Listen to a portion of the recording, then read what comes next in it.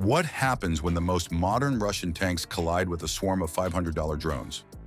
By the morning of August 19th, the battlefield at Kurakov was littered with burned-out T-90Ms and T-80BVMs, once considered nearly unbeatable on open ground. But Ukraine's defenders didn't rely on brute force. They relied on information, sensors, and timing. This wasn't just another clash in the war. It was a case study in how technology, tactics, and precision weapons can cripple overwhelming numbers. And the real secret lies in one devastating strike that flipped the entire battle on its head. Before we move on, please take a moment to subscribe to the channel and like the video. Imagine blasting a front line for 2 straight hours, only to reveal your entire plan to the enemy. That was exactly what happened on the approaches to Kurakov when Russian forces opened their offensive with one of the heaviest artillery barrages of the entire campaign. From the first salvo, Tornado-S rocket systems poured cluster munitions across suspected Ukrainian strongpoints. Self-propelled howitzers fired wave after wave of 152mm shells into villages and tree lines. The Russians even brought in TOS-1A thermobaric launchers, their fireballs rolling across open ground and sending shockwaves powerful enough to collapse dugouts. For any soldier on the receiving end, the earth-shaking bombardment was meant to signal despair. Instead, it laid bare the entire offensive pattern. The idea was textbook. 2 hours of fire would smash the front, suppress defenders, and mask the main axis of attack. It was a classic form of reconnaissance by fire, a tactic intended not only to destroy, but also to probe. If any Ukrainian troops responded or revealed positions, Russian gunners could adjust, but the doctrine collided with a battlefield covered by modern sensors. Ukrainian forces weren't firing blindly back. They were watching every single launch and explosion in real time. Radars like the ENTPQ-53 and Sentinel picked up trajectories of incoming shells, calculating the positions of Russian batteries as soon as they opened up. Orbital surveillance pieced together thermal signatures, while TB-2 drones lingered above the combat zone, watching the armored columns massing behind the guns. Every rocket intended to shock the defenders instead traced a line back to its own battery.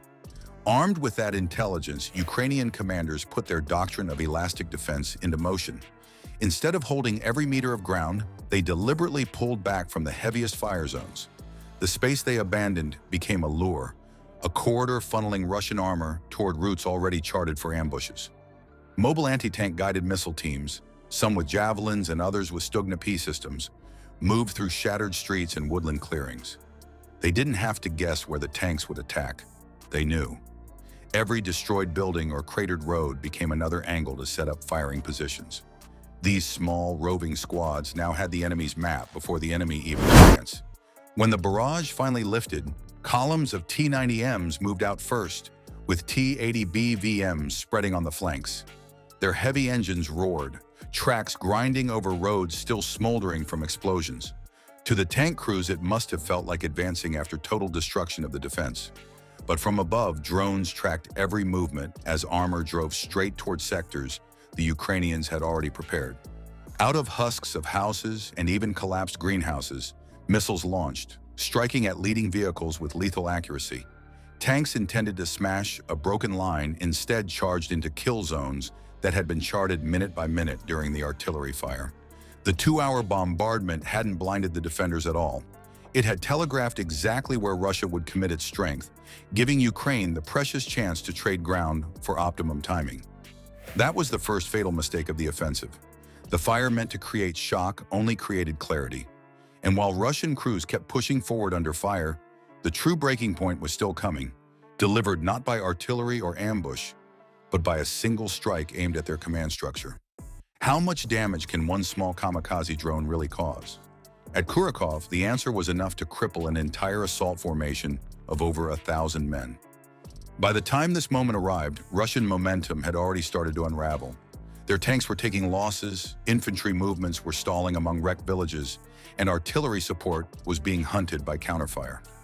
Still, Moscow tried to regain initiative with the heaviest weapons it had in reserve, the TOS-1A thermobaric launchers. The Ukrainian response came almost immediately. Within minutes of the launchers deploying, High-resolution coordinates passed through secure channels to long-range artillery units.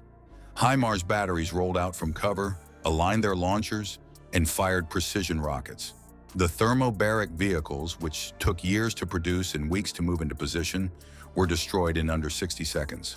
Surveillance drones later captured only smoking craters where the launchers had once been. It was a stinging blow, but it did not fully stop the Russians. Thousands of infantry were still pressing forward under cover of surviving armor groups. Dozens of vehicles were still maneuvering.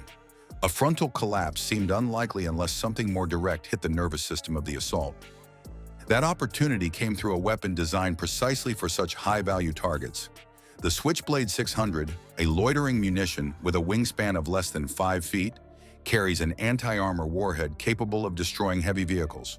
But its real strength is the ability to orbit an area for over 40 minutes, waiting for the right moment.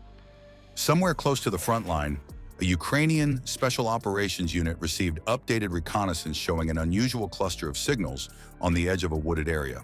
Through thermal and electronic monitoring, they recognized the signature of a VDV battalion command post, a mobile shelter where the commander and key staff directed the attack. Protecting such a node was as vital as protecting tanks, but unlike tanks that can fight alone, a battalion without its command vehicle loses direction instantly. The task force prepared the Switchblade. A single operator, his eyes hidden behind night vision goggles, held the control unit that looked almost like a tablet. He launched the drone from a portable tube and watched as its wings snapped open midair.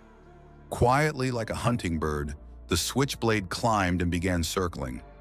Russian electronic warfare units noticed something in the spectrum and tried to jam the signal, but the drone's hardened link switched frequencies and stayed locked.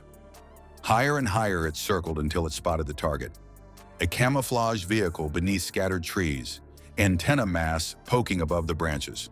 The operator adjusted the view, centered the crosshairs, and allowed the drone seeker to recognize the vehicle profile. For long seconds, the munition drifted silently before the final command was given. It plunged downward, accelerating straight through the interference net, and seconds later exploded against the command cabin. Inside, the battalion commander and most of his leadership staff were killed instantly. Communications cut off mid-sentence. Radios across the Russian side went unanswered. Subordinates waiting for orders now had none.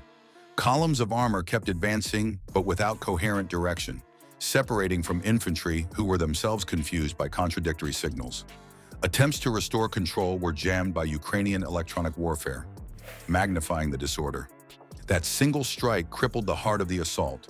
Thousands of Russian troops remained, but without a central command brain, they operated in fragments. Vehicles that had been coordinated moved ahead alone into ambush zones. Soldiers unsure of objectives slowed or halted under fire. What had begun as an organized push now looked like scattered groups under constant drone surveillance, and with Russian forces splintered and their spearhead bleeding momentum. Ukrainian reserves prepared to enter the fight, not in a mass surge, but with timed counterstrikes aimed at finishing what the Switchblade had already begun. Kurakov showed that numbers alone don't win in modern battle. Russia deployed armor and artillery on a massive scale, but Ukraine's success came from seeing first, reacting faster, and striking with precision weapons where it mattered most. The fight highlighted that a $500 drone, guided by sensors and coordination, can outmatch a multi-million-dollar tank when used correctly. This clash also revealed how transparency on the battlefield makes surprise nearly impossible. Every movement was tracked, mapped, and countered.